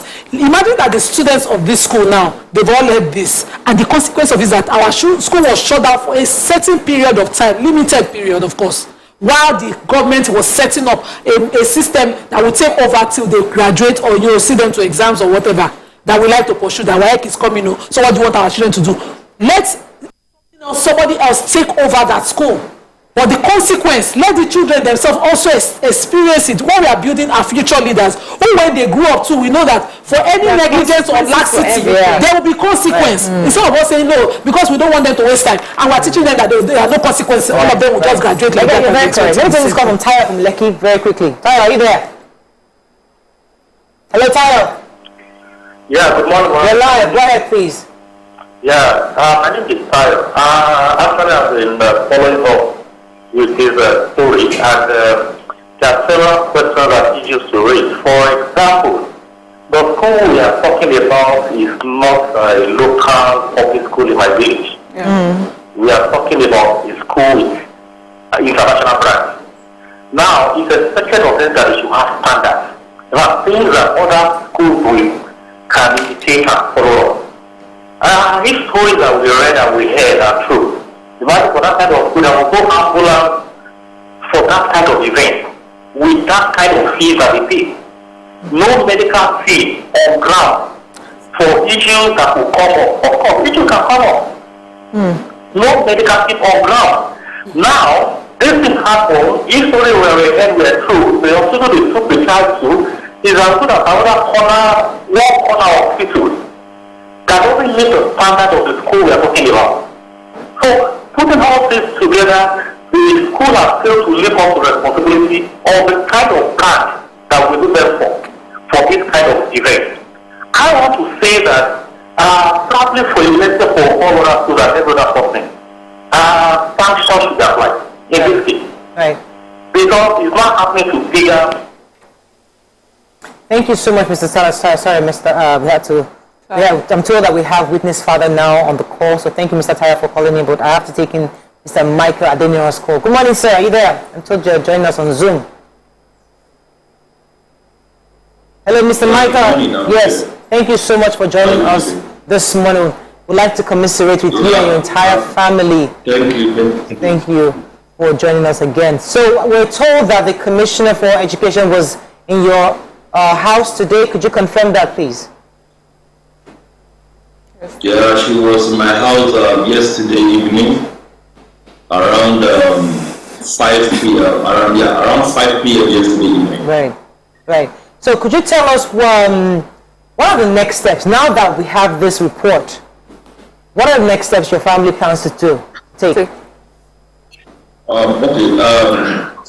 are going to go legal with Islam School. We are going to go legal with them. And I've informed my lawyer already. We are going to be meeting with the coroner on Monday at Magistrate Court in Oba here in Lagos on Monday. And after that, we are going to proceed to the court because I'm going to sue Christian School for negligence. Because if they have done what is needed to be done based on the standard that they presented for us before we put our child under their care, I believe my child have a chance and she never would have died. So, and again, I'm shocked right now because now we have the result. It's not that Christian does not know what happened to this child, but they were pushing a totally different narrative in their press, saying this child was sickly. Now, I want to know exactly what their defendants, their lawyer, now that the autopsy report has proven that this girl was actually electrocuted at that event. Contrary to the fact that they were saying my child is sickly.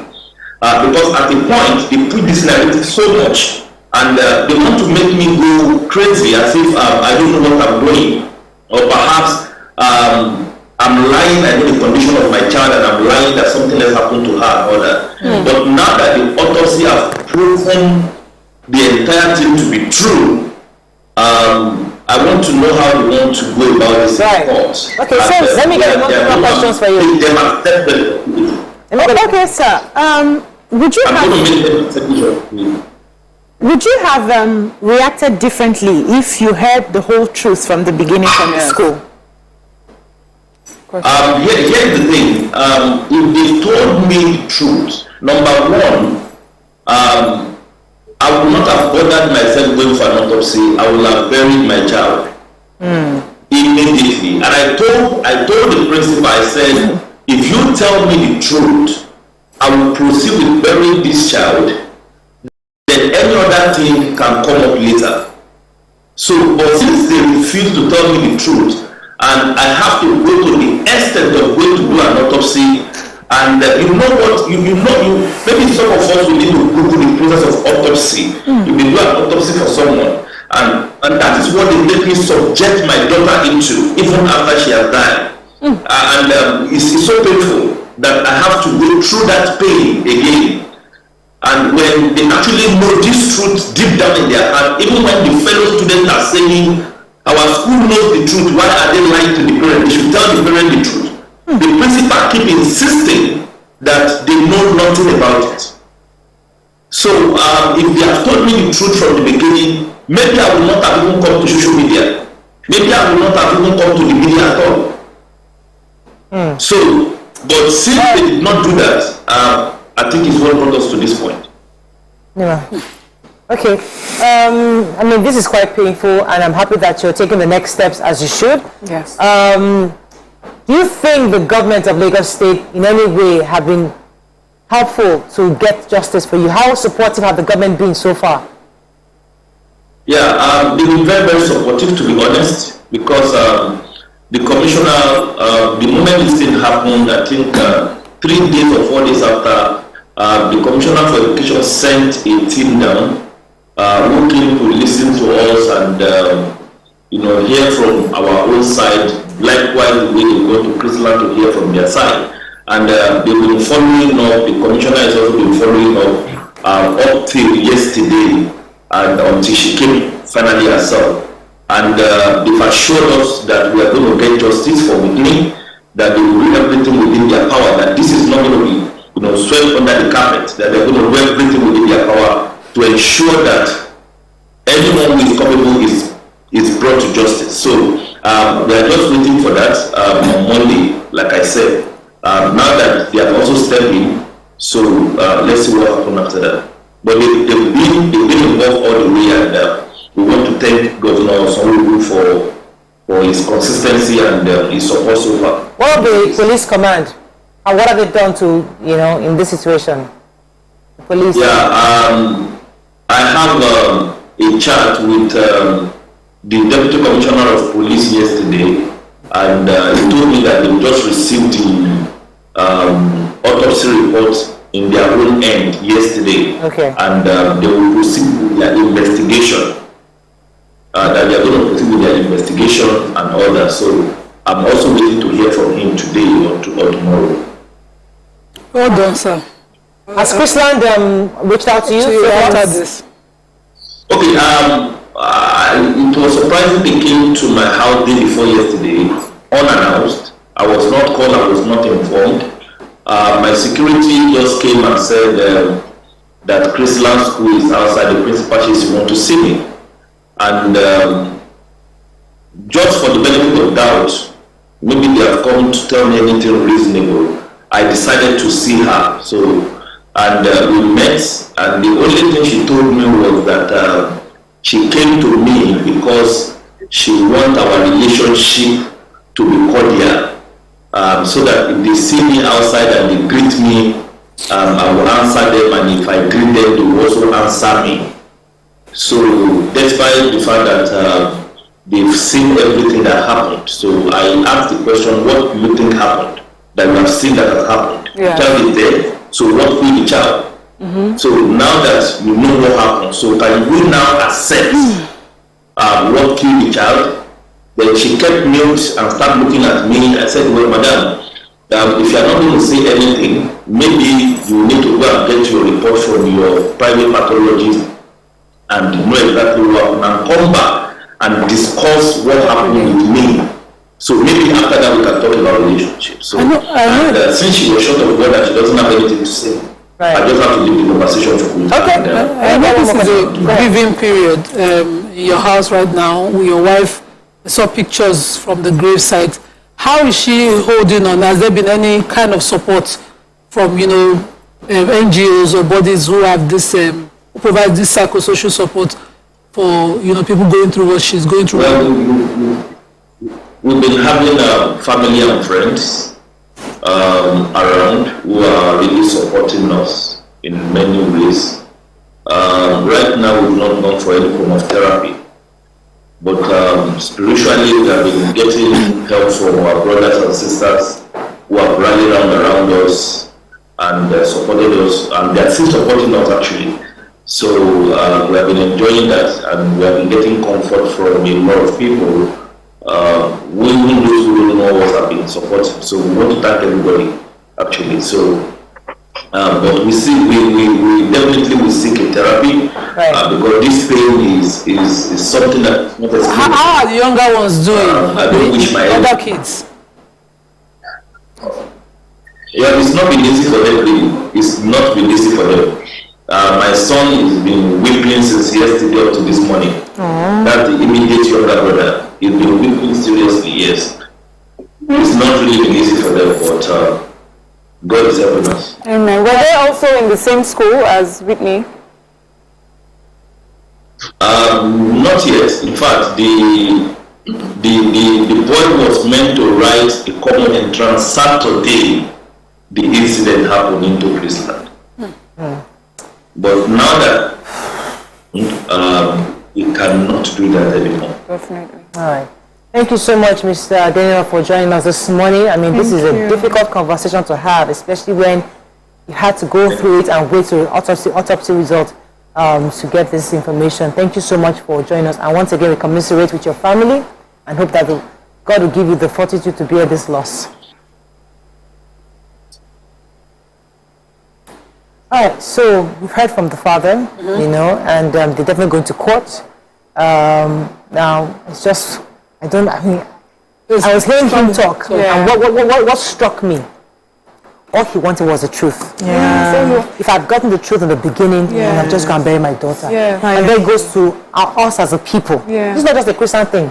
It's us constantly trying to defend ourselves, trying to see what we can do to cover the truth. Pass the buck. No, pass the buck. It's not us. Not us. Don't blame me. It happens everywhere. In ministries, in companies, in facilities, in an event. It's not me. It's them. You know how we hear as children when they will tell us honesty is the best policy. And as you're growing older and you see the consequences, or let me say repercussions of honesty, you feel I have to learn to be smart. But in the end, when you see situations like that, and many other situations of this magnitude, is that honesty is still the best policy. Because the narrative would be much different if it was the school, told me from the very beginning that this is exactly what happened. And then we'll be talking about negligence. We may even be calling the vendor out now. No, nobody's calling the vendor. We're calling the school because the school subsumed all responsibility. But to say, okay, this is a vendor who doesn't show up. Oh, sorry. You have a call? No, I have Yakub. Okay. Yes. Yakub, are you there from Takwemu? Sorry to cut you off. Morning. All right. Go ahead, Yakub. Yeah, thank you. Good morning. First and foremost, my condolence and sympathy to Mr. Adeniran's family. The God Almighty Allah make them to bear this loss, great loss they acquired. So, Morayo, but the first and foremost, this is a Christian school, if I don't make a mistake. One of the big schools, especially in Lagos. And then this very particular school, I'm very sure they will be taught the children in the school not to lie, to be saying the truth at any time. So now it is the other way around to them now. In the first place, why is it difficult for them to tell the parents the truth of the matter? Imagine what Ms. Adeniran said. In fact, that man is a very, very intelligent man. I give him kudos. Look at the question that he put to the woman that came to his house. Uninvolved. Imagine, uninvolved. If you came to my house uninvolved, and then all what you are saying is that our friendship should continue when I met you, what kind of rubbish is that? In the first place, you did not tell me the truth. And then all what you came to my house to do is to make sure that our friends continue. If I meet you outside, this is bad. So you should protect. This statement goes to police as well. They should do this, they should fast track the investigation. They want to do, and then to keep pushing so that it can get the justice. Good one. Thank you very much. Nima, you something? Yes. Femi Williams tweeted, schools employ all subject teachers except health service, health, safety and environment as HSC teachers. HSC officers is needed in all schools now, and that handles all safety related issues. And he says the phone line is off. Yes, I know that, schools grow with population over time, so stages of approval are approvals are in stages, from time to time before they can even qualify for exams. But the school that has a certain number of students, maybe there has over 100 of students in population of its school, must have certain health safety things that, they must do. We had a new complex open in my kids' school, and one of the things some parents I noticed first was that they had extinguishers. I was like, do the kids know how to operate them? Even I have forgotten the lessons I learned growing up on how to operate an extinguisher. And you have schools doing inter-house sport. They'll do cultural health, whatever day, cultural day, dancing days. Even some do Halloween. They do summer, but nobody does a health day. Well, used to basic things like this. Let's go back to this Chrisland thing, because Chrisland doesn't have a field. They use the Agege Stadium. Now, why are we not also calling Agege Stadium operators to this? Because they also own the venue. They might have, I'm not saying that we don't know if they're the ones that provided the electricians or the electricity or the vendors, but somebody also must say, how come a child got electrocuted in your own facility? Well, but that was where I was going when I was saying that because of the lack of honesty, we now have faced Chrisland alone. If they had been honest up front, now you can talk to the different people who were involved. This has happened, and we hear what you may be saying to us is that Chrisland is talking to the vendors. I don't want to hear anything, but they are handling the vendors. So the stadium is supposed to be given out to you. You know how the stadiums are. Really, there's no electrical anything. There most of them, but I don't know for this particular one if this had to do with the stadium itself. But this is where we need to also talk to the vendors. And over the Christmas holiday, we had a very big children's event. People were there, and I remember parents putting on this our usual parents group saying that some children had to leave an event. It was even all over social media because there were naked wires everywhere. We have careless vendors in Nigeria. But you know why it makes this one even more sad is it doesn't matter. Because if you had a teacher or someone who is supposed to be in charge to make sure that that place is safe throughout the event. Another thing that makes it sad is that if something happened, a child is electrocuted, there was no one that thought or could point to the nurse. Can we run to the nurse? Can we run to the doctor? Or can we run to the health space that they had put? Some people will put a cabana or something where you rush people that are ill. They didn't have that. Those are the things. We talked about mistakes happen, accidents happen, but there are some that are just accidents waiting to happen, which is you have not put the right measures in place that when accidents happen, how do you quickly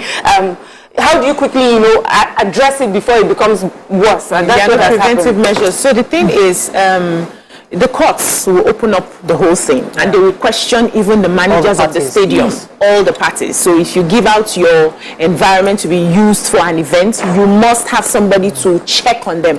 I rented out a place for the whole of January to do my movie shoot. We had a house manager who was coming constantly to check on the appliances, to check on things. We need to learn the habit of checking on things. You don't delegate and I've rented it out, they paid me, and you move away. You must check on things. Probably they may have spotted that you vendors, you cannot leave your wires hanging like this, so you have to cover it up. We must put those checks and balances. Unfortunately, now the matter will have to go to court, and then they will now start pointing fingers, and witnesses will be coming up to handle all of this. This is coming back to Chrisland because Interhouse is still a business. Somebody made money from renting out the stores for the vendors. I mean, that's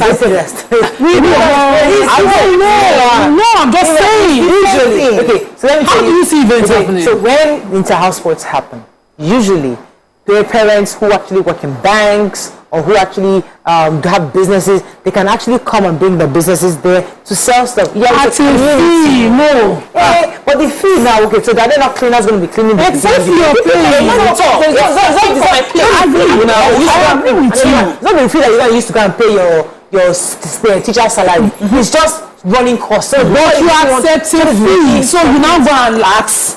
After collecting the fee. And say it's the person's fault for wire lying down. We have to run. That's all we can take. Collect fee. I hope it not. That's all we can take on. The truth is, we're happy that justice, at least so far, we see that we've seen categorically from the Ministry of Justice and Lagos State that the cause of death of this child, the next steps now is really important because somebody must take responsibility and we must see the process through. Yeah. And that's a democracy. That's all we can take on today's show. See you tomorrow. I'll see you on Monday. Have a fabulous weekend. Take care.